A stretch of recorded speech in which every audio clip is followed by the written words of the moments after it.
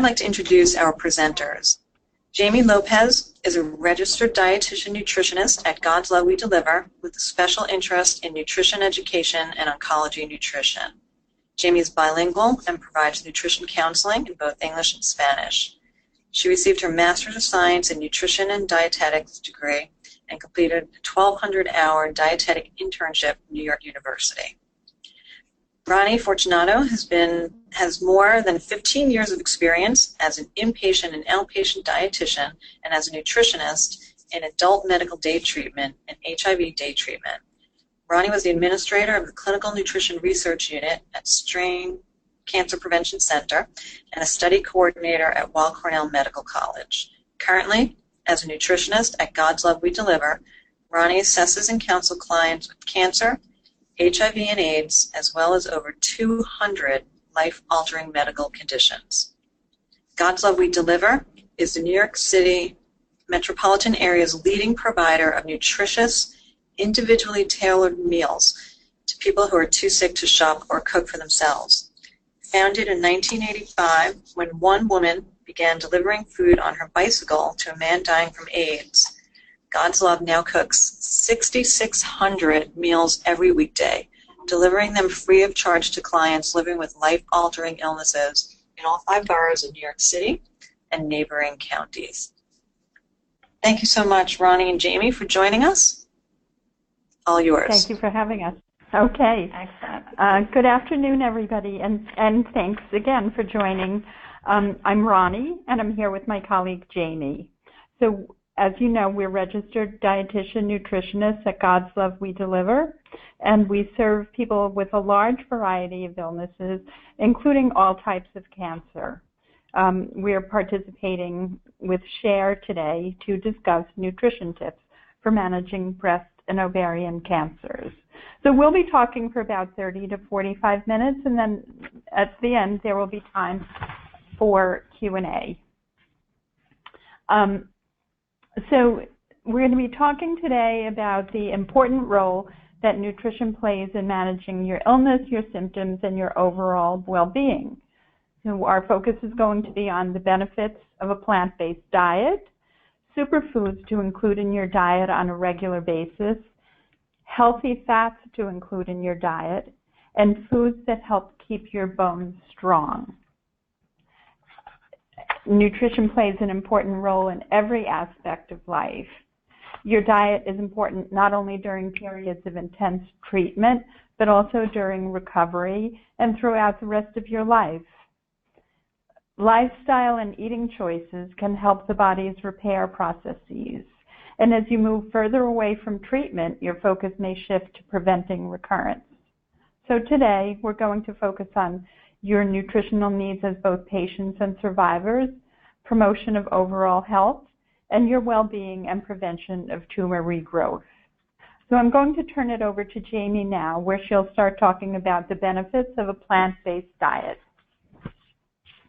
Thank you, Ronnie. And before we go into talking about a plant-based diet, we want to open up a poll and ask the attendees of the webinar, do you eat 5 to 7 fruit and vegetable servings every day? I'm going to turn it over to Stephanie over at Share, and she'll be moderating and sharing the results with us. So the question is, do you eat 5 to 7 fruit and vegetable servings every day? You can answer yes, every day, yes, almost every day, sometimes, rarely, or never. And you can just click on the answer that suits you.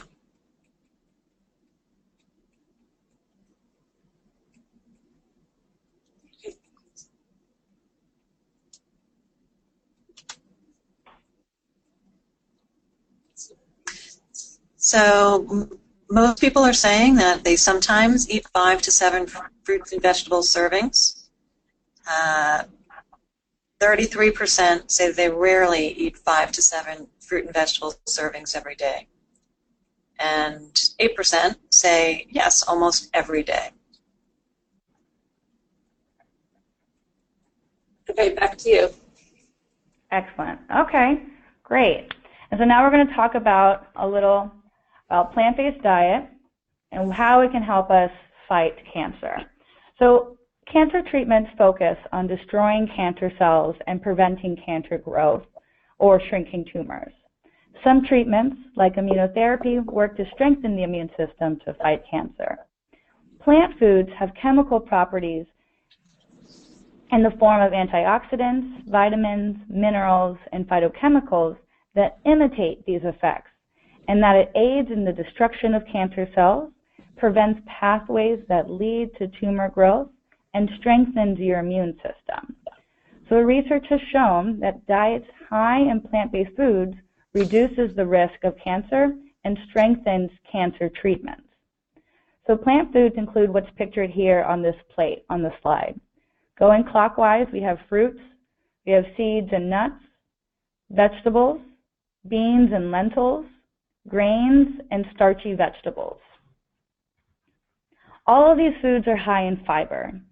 Fiber is a nutrient in plants that may help fight cancer by reducing estrogen levels and insulin-like growth factors that are known to promote tumor growth.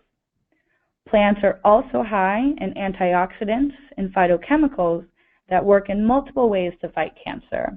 So we're going to dive a little deeper into what phytochemicals are and where to find them in your foods, in your diet. So phytochemicals are plant chemicals that work in combination with vitamins and minerals to prevent, stop, and reduce disease. You get the greatest benefits from phytochemicals by eating whole foods. And whole foods are just foods that are minimally and simply processed. Whole foods retain more nutrients to promote health compared to processed foods or supplements. So you don't necessarily need supplements in your diet if you're eating whole plant-based foods on a daily basis, unless, of course, otherwise stated by your doctor. But in general, it is better to eat your vitamins and minerals rather than taking them in a pill form. Phytochemicals are often found in the pigments or colors of fruits and vegetables. So for example, the purple in grapes and wine have resveratrol that fights disease, inhibits cancer growth, and promotes healthy cell growth. The red in tomatoes, grapefruits, and watermelons have lycopene, and carrots have carotenoids that both function as an antioxidant to protect cells from destruction and strengthens your immune system. The red and purple color in berries, red cabbages, red onions, apples, pears, and peaches have cyanidin, which acts as an antioxidant, anti-inflammatory, and anti-cancer agent. And the highest concentration of this chemical cyanidin is located on the skin of these fruits and vegetables, which is where you find the most color. The green in parsley and celery has apigenin, and it functions like some chemotherapy drugs and kills cancer cells. And it's also important to note, just because a fruit and vegetable is white doesn't necessarily mean it's not as beneficial as its colored counterparts. Vegetables like garlic, white onions, and cauliflower also have anti-cancer properties. For example, allicin in the garlic. And again, it's safer to take these phytochemicals in their natural form rather than taking them in supplements. So now that you have an understanding of how plants work in fighting cancer, I'm going to turn it back to Ronnie, who will define and highlight some superfoods to prioritize in your diet on a daily basis. Thanks, Jamie. So we refer to foods that are rich in nutrients and beneficial to your health as superfoods. They include vegetables, fruit, whole grains, legumes, nuts, and seeds. And in keeping with the theme of a plant-based diet, these are all plant foods. You want to include them in your diet to promote health and well-being. And the important thing to remember with superfoods is to consider the big picture. Try incorporating a variety of colorful whole foods on a daily basis to keep things new and interesting. And don't spend all your energy on one specific superfood, such as dark chocolate, acai, or green tea. And I'm going to talk about some specific foods now. So starting with cruciferous vegetables, which are considered superfoods, and these are examples of these are kale, broccoli, cabbage, Brussels sprouts, and cauliflower as well. So if you look at the slide, you can see the pigments that Jamie was talking about. You see the green, you see the purple, and you even see the white in the cauliflower. So these contain phytochemicals in the pigments that may help fight cancer by detoxifying carcinogens, stopping the growth of tumor cells, and changing the activity of estrogen. And again, you want to incorporate these into your diet on a regular basis. Another superfood is flaxseed.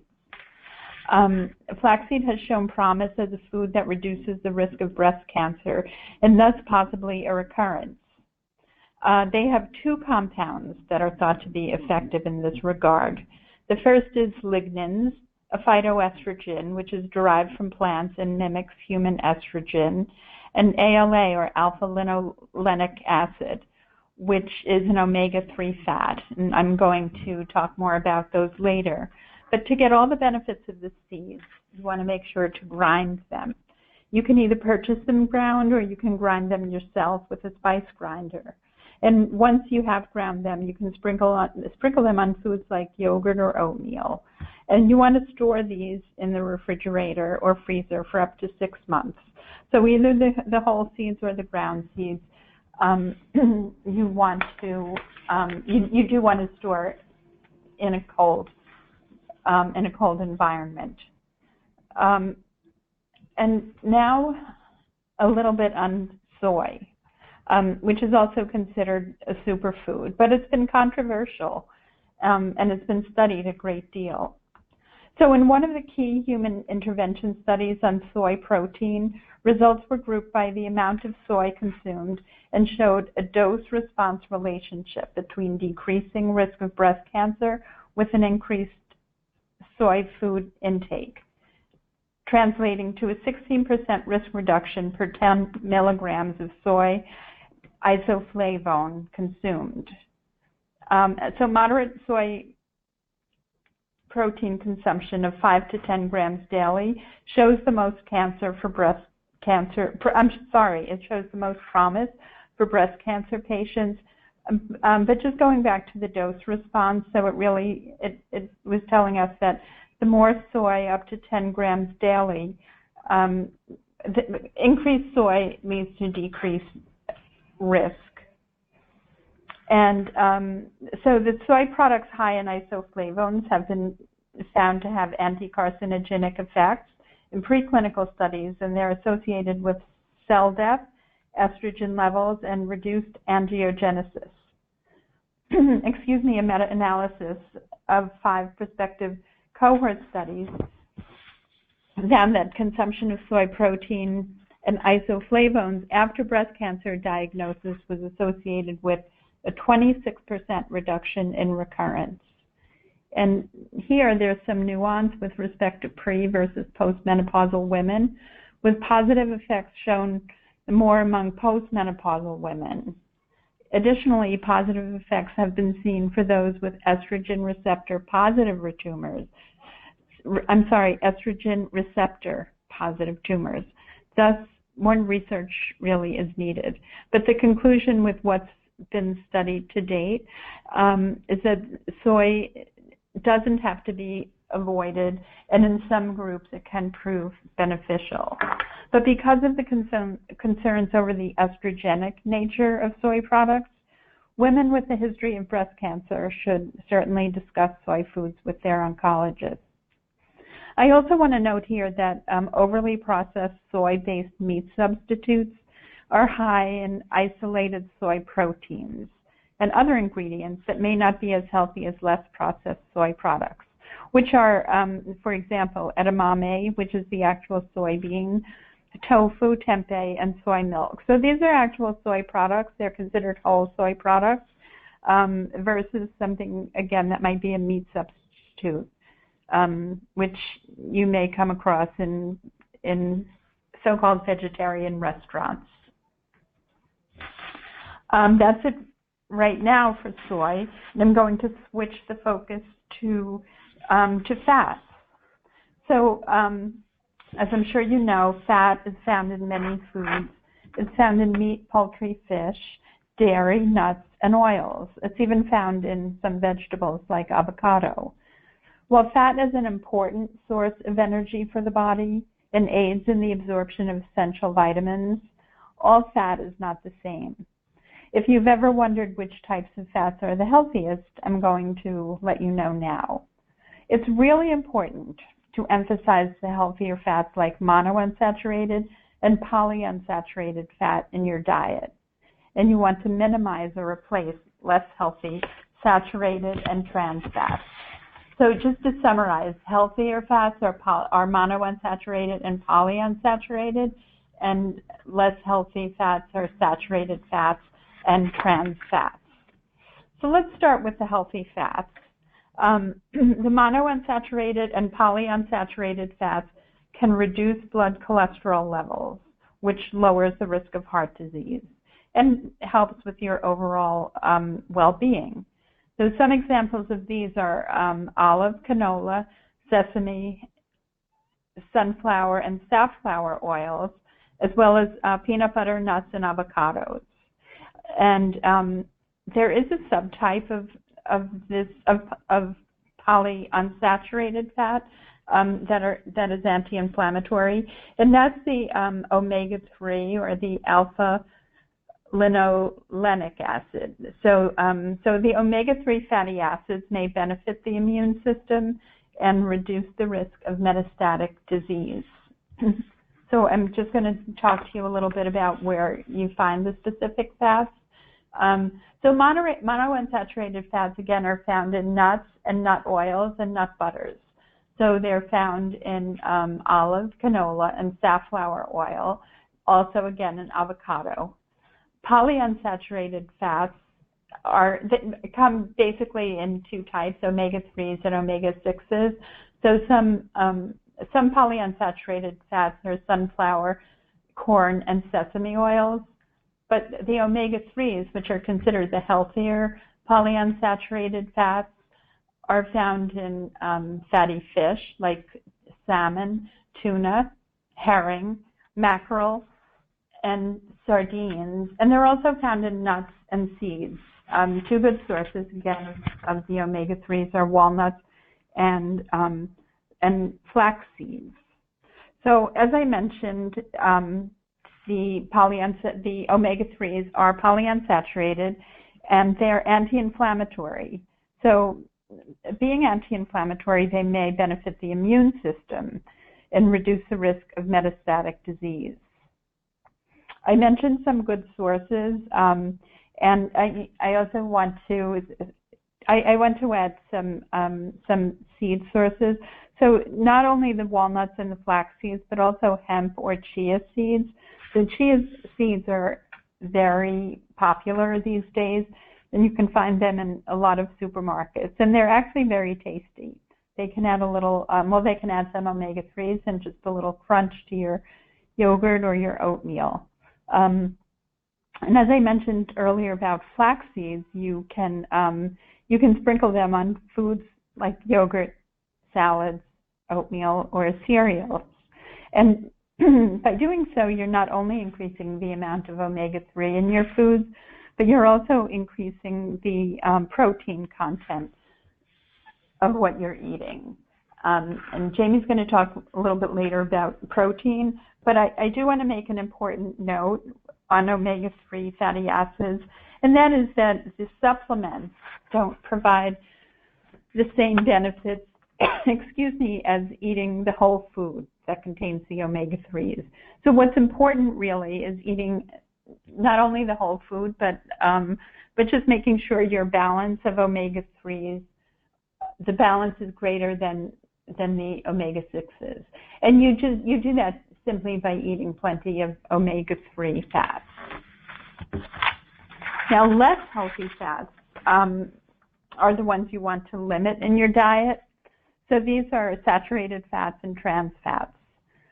Saturated fat is mainly found in animal products like meat, poultry, and full-fat dairy products. Many commercially baked goods like cookies and crackers contain trans fats. So both saturated fat and trans fats can raise the amount of LDL, or the bad cholesterol, in the bloodstream. The FDA requires that all nutrition facts labels list both saturated and trans fats, so you really want to be sure to read your food labels to avoid especially trans fat that is made mostly in, or is used mostly in commercially baked foods. And it doesn't occur in nature. It occurs during a chemical process called hydrogenation. So avoid those. And now I'm going to turn it back to Jamie, where she's going to talk about bone health and physical activity. Excellent. Thanks, Ronnie. So bone loss is a common issue amongst women who are treated for cancer. And it's an important issue to highlight since it can lead to fractures and loss of independence. Bones are constantly rebuilding throughout life. However, cancer treatments, in addition to aging and menopause, can take a real toll on your bones. Nutrition plays a vital role in your bone health. And I'll be sharing with you 5 ways that you can support your bones through your diet and overall lifestyle. So it's important to exercise on a regular basis. And I'll be discussing more details on exercise on a later slide, but exercise in particular helps to strengthen your bones and reduce your bone loss. You also want to eat more green vegetables. Vegetables like kale, spinach, broccoli, and Brussels sprouts are all high in vitamin K, magnesium, and calcium that work together to maintain bone health. Protein has an important function in our bodies. It helps to build, repair, and replace body tissues. And this is very important during cancer treatments while your body is trying to rebuild, repair, and replace body tissues that are damaged by cancer cells. So your bones are no exception to this. So foods high in protein include meat, fish, soy, and beans. Eggs and dairy products are also high protein foods that have the added benefit of calcium and vitamin D that all work together to support your bones. It's also important to maintain a healthy body weight to support your bone health. Carrying excess body weight puts extra stress on your bones. So if you're overweight, make healthy weight loss a priority by exercising and following a balanced diet. And lastly, spend some time in the sun. Your body makes vitamin D from the sun's ultraviolet rays. So during the summer months, 10 to 15 minutes of sun exposure at least 3 times a week without sunscreen is adequate. And although some foods have vitamin D, like egg yolks, mushrooms, fish, and fortified milk, it may be important to supplement, especially during the winter months. So it might be a good idea to talk to your doctor about a vitamin D supplementation. So now we have our second poll question, and we want to ask our attendees, how often do you exercise at least 30 minutes? I'm going to turn it over to Christine over at Share to moderate. So please select one answer. The question is, how often do you exercise for at least 30 minutes? Every day, 4 to 6 times a week, 1 to 3 times a week, rarely, or never? I'll give you a moment to answer.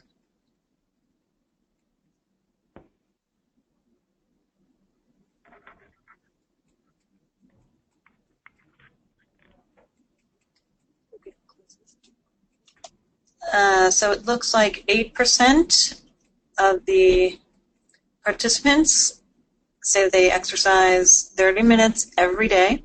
25% say 4 to 6 times a week. 50% 1 to 3 times a week. 17% say rarely. So the good news is that everyone is exercising. Yes. Very good. Okay, good. So now I'm going to talk a little bit about why physical activity is so important in our diet and hopefully encourage you guys to add a little bit more to your exercise regimen. So physical activity or exercise is an important key to a healthy lifestyle. Not only does it improve your physical health, but it also improves your psychological health. Several studies done with breast cancer survivors who exercise during treatments and or after the completion of therapy have shown both short-term and long-term positive results. Improvements were found in not only physical strength and cardiovascular fitness, but also in fatigue, anxiety, and perceived quality of life. Other benefits included weight control, improved self-esteem, and stronger bones. We all should be exercising about 150 minutes per week, which breaks down to about 30 minutes, 5 days a week. And you always want to start at a level that you're comfortable with and set goals for yourself. You want to include aerobic exercise and resistance exercise to give you the greatest benefits. Aerobic exercise, like walking or running, is any exercise that increases your heart rate. It promotes fat loss, proper blood circulation, and strengthens the heart and lungs. Resistance exercise, like calisthenics or light weights, help to build muscle mass and restore strength and balance. And don't forget to stretch before and after every workout.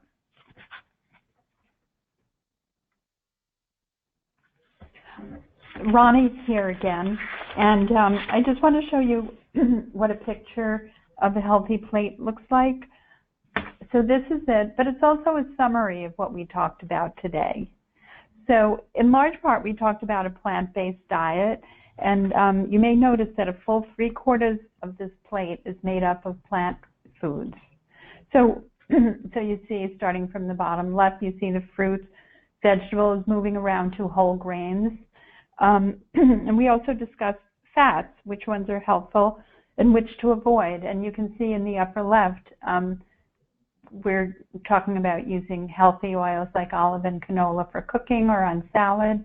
And we're also advising on this sheet to limit butter and avoid trans fats.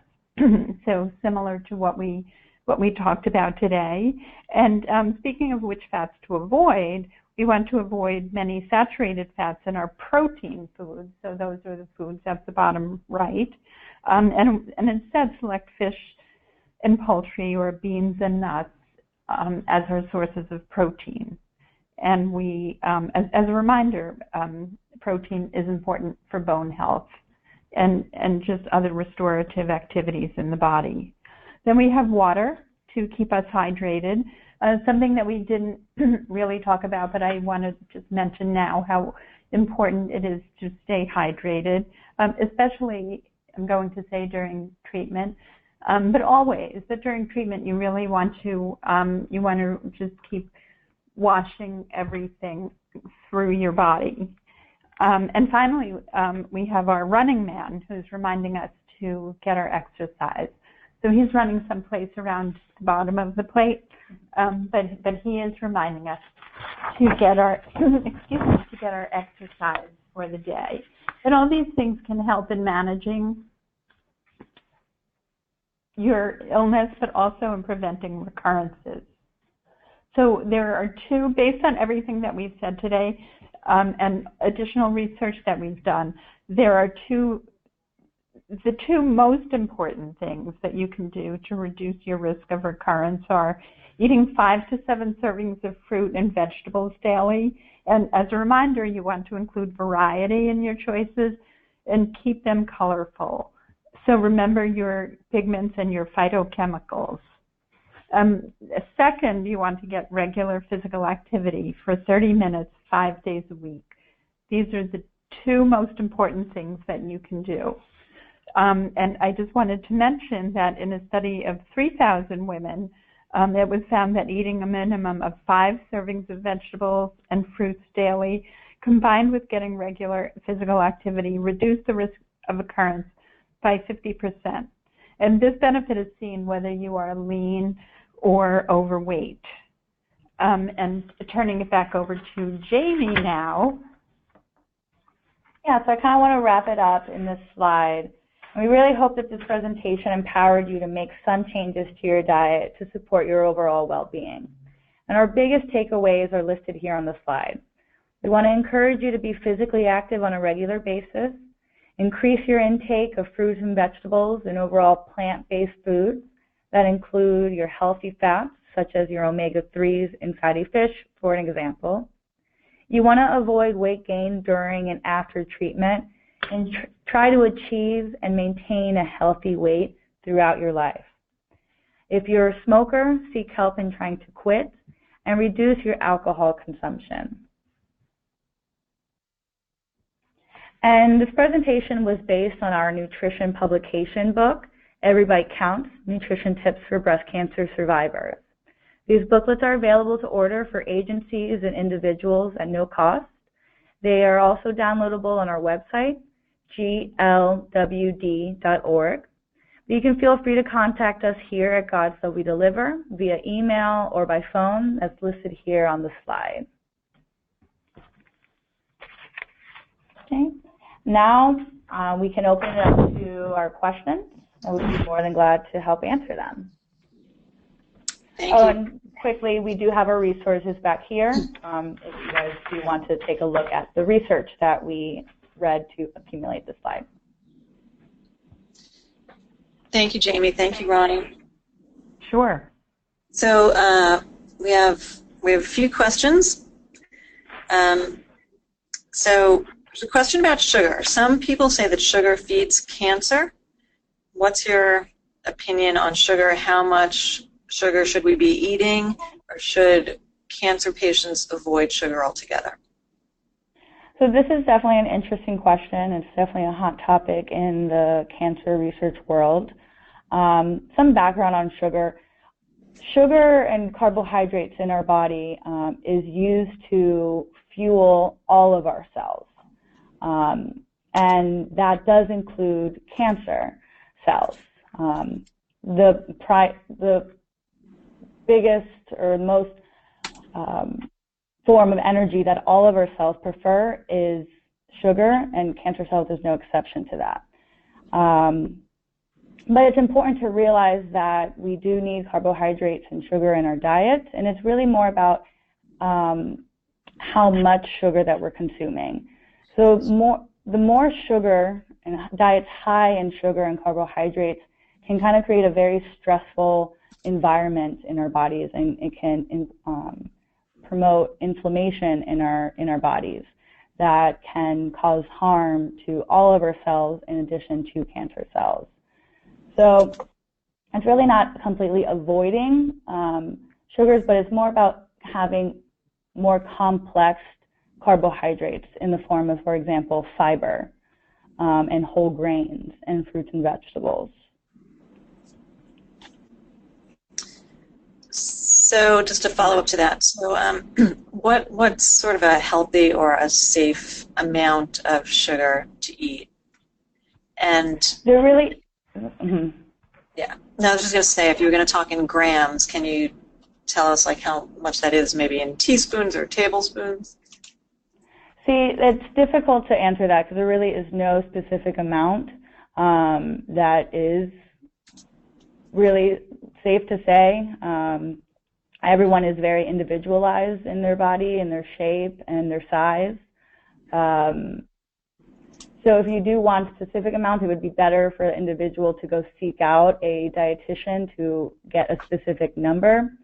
But it's really just looking at the bigger picture and maybe not adding extra sugar to your food or avoiding foods that have added sugar to them, and focusing more on whole plant-based foods and prioritizing that, and rather than prioritizing or consuming sugar in an area that you might not necessarily, for example, your coffee. Having a birthday cake and having a treat here and there is not going to impact you in a major way. But if it's consumed, on a very regular daily basis, that's where some concerns can come into play.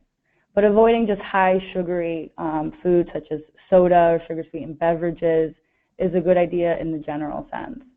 And I do want to add here, for people on the call who are not necessarily understanding, so all carbohydrates in the diet really convert in the bloodstream to glucose, which is a sugar. So what we're really saying, by way of Jamie's explanation and also the entire webinar, is to really focus on those naturally occurring sugars. So the sugars that occur in fruit, the sugars that occur in vegetables, in whole grains, those are the sugars to focus on. Those are the so-called sugars that you want to include. And honestly, for the most part, you want to exclude added sugars, just because there really isn't necessarily room for them in the diet that we've spoken about today, where you're concerned about maintaining a healthy weight, etc. Thank you. Thank you for that clarification. So as a follow-up, someone's asking, what do you think of the best sugar alternatives that people can use in their coffee or in baking, agave or stevia or Splenda, or any of those? Any thoughts about that? Yeah, there's a lot of opinions on sugar substitutes. My personal opinion on it is I don't want to include anything in my diet that is chemically based. And that's where these sugars are. They're chemically based.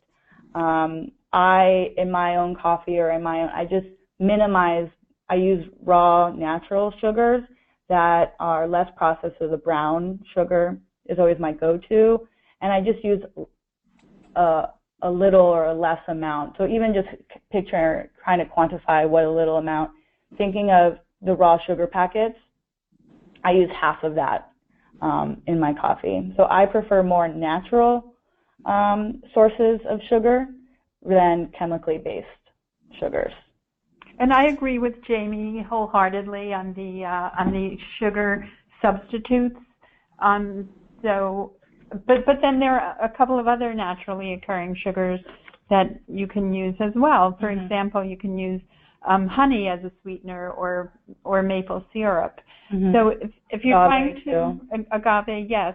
If you're trying to avoid calories, you really just want to use less. But if you're trying to avoid chemicals, those are the things to go to. Mm-hmm. And of course, you can eliminate altogether. Mm-hmm. Right. Okay, thank you. So someone is asking, what about probiotics? Are they beneficial? Should we be taking them? Yeah, probiotics are very good. There's a lot of new research coming out about our gut microbiome and the benefits of probiotics, especially if you're someone who has been taking a lot of antibiotics. You definitely want to replenish your probiotics within your gut. And having them, again, in more natural form, such as yogurt, sauerkraut, pickled type of foods, those are better ways to get your probiotics. Kimchi is another great one. There's a whole list of them, but yogurt is definitely, or kefir as well, are great probiotic sources. And then you want to feed those probiotics with prebiotics. And prebiotics are carbohydrate foods such as whole grains. Mm-hmm. Your fiber foods. So those are going to feed the probiotics. Mm-hmm. And speaking about whole grains, what about quinoa? How does that fit into? Quinoa is great. Quinoa is a really great plant-based protein food. It also has a lot of great vitamins and minerals. It's also high in fiber. I have replaced pretty much all of my rice into quinoa just because it has that added benefit of the protein in a plant-based, which is sometimes hard to get, especially if you're wanting to follow more of a vegetarian type of diet. Quinoa is a great food to include. Yes, and it'll pick up the flavor of whatever you're making with it. Mm-hmm. So it's versatile. Pretty much add it to anything. Right.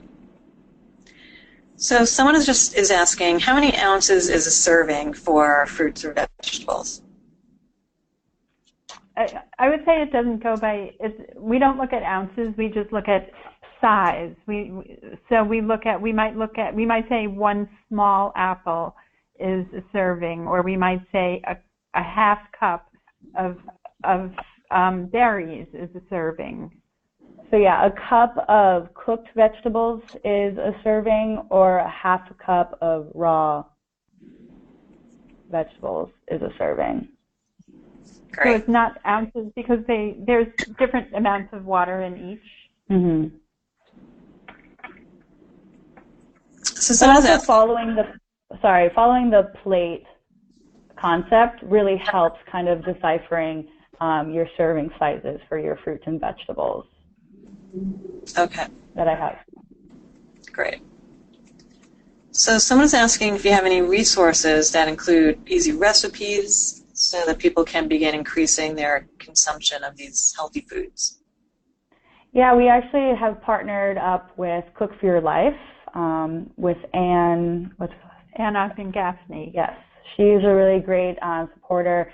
She herself is a breast cancer survivor and has created an excellent cookbook with very simple recipes, and she also has created recipes for individuals with side effects during treatments that all focus on exactly what we have been preaching within this webinar. So again, that's Cook for Your Life. She has a website, and all the recipes are free on her website. Also, you can order her book.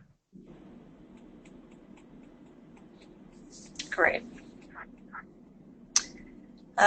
Someone is asking about turmeric and curcumin. So, we're hearing a lot about the anti-inflammatory properties of these. Should we just be taking them? What if we have some inflammation in, our arthritis or bad knees or something? Is this something we should be including in our diet in either a supplement form or with the actual food? So I'm going to say yes to using, and just as we have been promoting all along, you want to use the actual food or spice in this case. So when we isolate a chemical from a food, we don't really know. So all the chemicals, all the phytochemicals within foods, they work synergistically, and while we might isolate one, there could be 100 others that we don't even know about. I think that research is going to show in the next few years we're going to be talking about new chemicals that we don't even know about right now, and that's why it's important, or one of the reasons that it's important to get the whole food. So I would say curcumin and or turmeric. I would just say use the spice, use the whole spice. And that goes for all spices, too. But yeah, it definitely is a great one to add to your diet for anti-inflammatory properties. Outside of cancer benefits, like you said, arthritis is a good one. But yeah, really just adding it to your foods is a better way. It's more bioavailable in our systems. That means our body's able to absorb them better in the whole food form. And again, I just want to throw in, speaking of inflammation and anti-inflammatory properties, the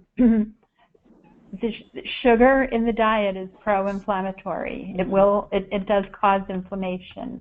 So another reason simply to stay away from it or limit. And just to be clear, that includes ice cream? Unfortunately. Moderation, okay? Moderation. Moderation with ice. Not the ice cream.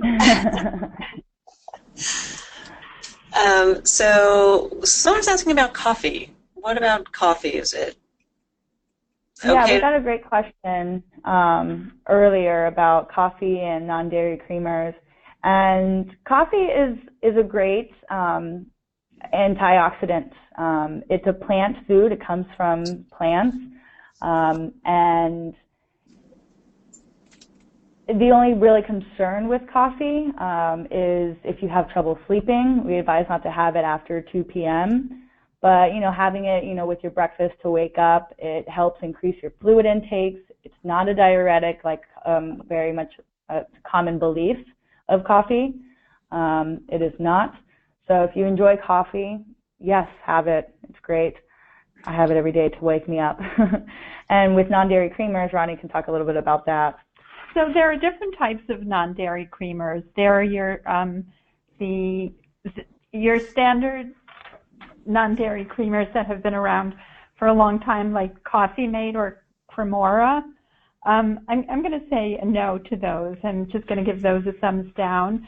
That's because they are just full of, well, for one thing, they're full of trans fats. They're full of hydrogenated vegetable oils, and they also have high fructose corn syrup, and then many preservatives that we don't even know what they are. And I do want to mention, though, that I've looked at food labels on a couple of those, and they say they can say that they don't have trans fats because they have less than a half gram per serving. But when you start adding up servings, you start adding up grams of trans fats. But then there are other non-dairy creamers like soy milk or almond milk that are beneficial. So, or let me just put it this way: if they're not beneficial, they are not harmful. They don't contain they don't contain the hydrogenated oils or the or sugar, unless you're getting a flavored milk. They do contain some preservatives, but in large part they are made just of so soy milk is made of the filtered water and soybeans. Almond milk is made of filtered water and almonds. And again, there's calcium that is added because milk is known as a calcium-containing product, so it's added to fortify the milk, and some flavorings, etc. But far fewer than those that are in the things like Coffee Mate. Yeah, we're getting all of this information really just from reading the ingredient list on these type of foods. So really be a smart consumer, look at the ingredient list, see what it's made out of, and if you start reading things that sound like something that comes out of a science textbook, put it back down, because it's really just a bunch of chemicals that you don't need in your bodies. But if you start reading ingredients and you recognize the whole foods in them, then that can give you a good sense of what's inside of it and make you feel a little bit more confident about what you're eating. And I'm not sure if I said this earlier when I was talking about fats, but hydrogenated oils are trans fats. So if you see something, it might say 0 trans fat, but it does contain hydrogenated oil, that's a trans fat. Okay, thank you. A couple more questions. Are raw foods like salads or sushi okay for people with compromised immune systems? This is a great question, and yeah, we'd love to tackle it. So really you want to, when you have a compromised immune system, you want to be really careful about the raw foods that you're eating. So we would definitely advise not going and getting sushi or going to a salad bar. But on the other end, if you are the one that are preparing the food in your home and having a clean kitchen and practicing good food safety practices while you prepare your own salad or your own raw food ingredients, then it's fine. But if you're getting it from, an unknown source or, for example, a deli, you don't really know their practices, I would advise against it. I agree. And, something else that you want to do, especially with not necessarily salads, but with sushi and other types of raw proteins, follow what your oncologist tells you to do. If you're a big sushi eater, speak to your oncologist about it. And it's something that you may have to forego during treatment. But definitely speak to your oncologist. And when in doubt, just don't eat it. If you have any doubts about the sanitation and food safety practices of an organization, just keep walking. That also goes for the food carts. So if you're living in New York City, those food carts, you don't necessarily know the food safety practices. My guess is probably not very high good practices. So I would, advise against that while you're in treatment. So some people swear by the food cart, right? That the food is really good. I've always wondered, where they store it at night and what's crawling over them. But other people say that, they could be cleaner because they're forced to be cleaned every night. So, I don't know. Personally, I avoid, but that's just me. Yeah, I necessarily wouldn't trust it. So here's a question. If you're not eating organic fruits and vegetables, are you undoing the benefits? I'm sorry, say that again? If you're not eating organic fruits and vegetables, are you, undoing any of the benefits of eating them? Yes and no. Organic, their practices really help. For example, lettuce is a good one. Conventional or commercial lettuce is really just pumped with a lot of water and inhibits a lot of the nutrients that leafy greens can provide. What we like to say with organic versus non-organic is when you can purchase it, purchase it. Also, certain foods, such as the Dirty Dozen, are foods that you want to buy organic when you're able to buy organic. Some of the Dirty Dozen, just off the top of my head, are apples and strawberries, lettuce, all berries. And the idea is, if you're going to be eating the skin of the food, or if the food has been exposed, such as spinach, that is more permeable to the toxins that possibly could have been used during the farming practices. But for example, maybe an orange or a banana, because they have such a thick peel around them, it might not be so necessary to buy organic in those products. Exactly. So here's a question. I'm not sure if you'll know the answer, but I'm going to ask it anyway. So there's a recent study of triple-negative breast cancer and a copper depletion drug, which was successful in a small study. So should foods high in copper be avoided by women with triple-negative breast cancer? And what would those foods be? Yeah, so this is definitely a tough question, but a good question to be asking. And one of the things that makes it tough to answer is the fact that the study was focusing on a drug that depleted the natural state of copper in our bodies. So it's really difficult to translate that into food or nutrition when that's not what the study was focusing on.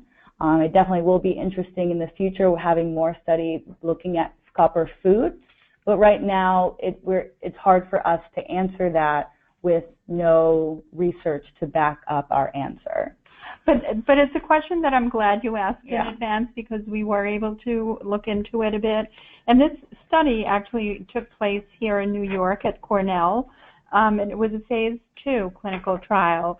And they used this drug referred to as TM, and it is in fact a drug that does deplete copper. So that's the purpose of the drug, to deplete copper. It has other uses for that purpose.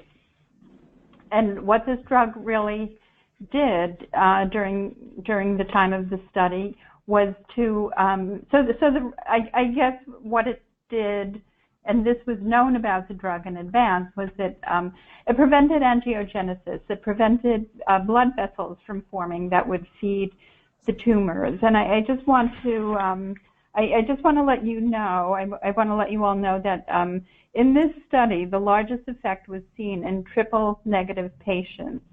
So for those who are specifically concerned about that, and I'm just going to read a sentence from it. After a median follow-up period of 5.6 years, the progression-free survival rate for all 75 participants from the beginning of the TM treatment is 81%. The rate for all stage 2 or 3 women with triple-negative disease is 94%. So that's progression-free survival and that's for 5.6 years. But getting back to so that is in fact a very promising study on this drug.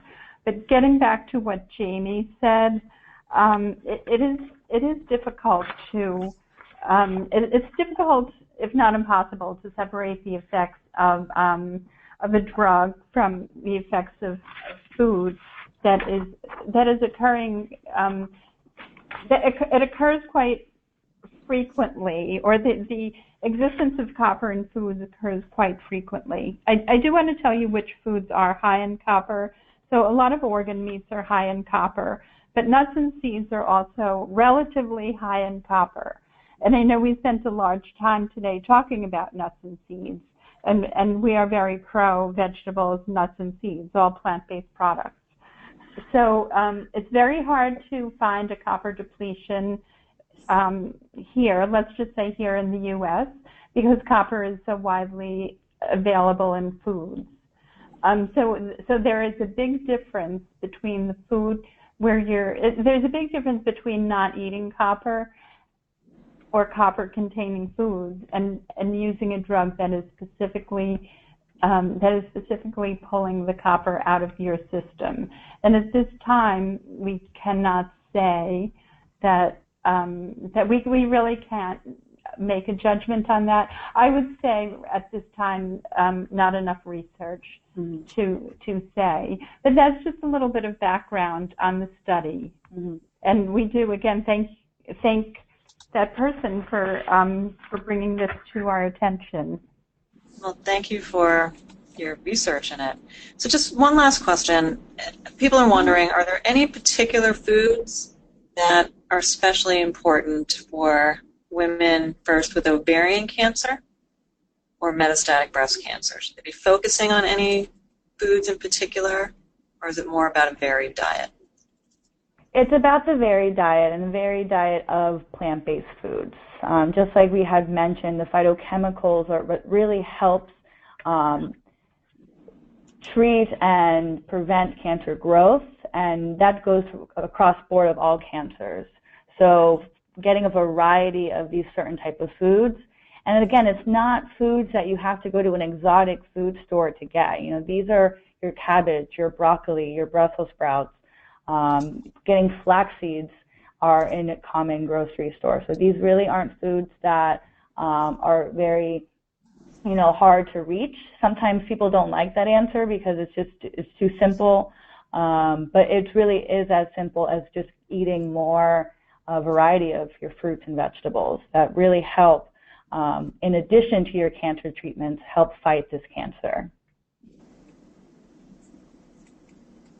Great. So I just wanted to say that someone was asking if you know of any teaching kitchens available to help patients and caregivers prepare easy, healthy recipes. And I just wanted to say that a SHARE staff member recently participated in a cooking class that was offered through NYU. And it was a 4-hour class. People, made the meal and then ate the meal together. And the test kitchen was absolutely beautiful, and it was a really wonderful experience. And then also, I was going to say, I wonder if that occurred here at God's Love. NYU. I know you said NYU, but I wonder if it was something through NYU or was it at the medical center? But so, not to be too self-promoting or anything, but no, we actually. But we actually have a test kitchen here, and we do programs, and specifically we partner with Ann Gaffney of Cook for Your Life, and so through this webinar today, maybe we can get something going. Maybe we can do something specific. We have seasonal events here at God's Love, and for those of you who don't know, we are located here in the Soho area on the corner of 6th Avenue and Spring Street. So we're in the Manhattan area, and we do cooking demos in our kitchen as a seasonal event. We just recently had one for our fall, and now we're going to hopefully do one coming up for our winter season, and we will be more than happy to share that with the participants here and with SHARE to promote that more in the community. But I would also say go to Cook for Your Life, go to the website, because I believe that I believe that there are videos of that very thing that you were speaking of. Yes. And your website again?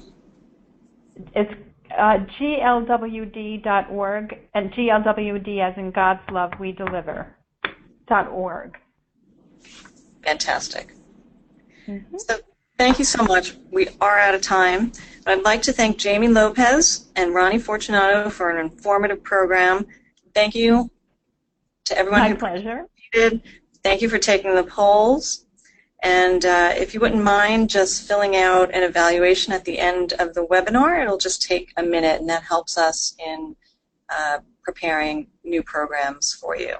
So Jamie, Ronnie, thank you so much. We really appreciate what you do. Thank you, Christine. Yes, thank you very much for having us. Thanks, everyone. Bye. Bye-bye. Bye.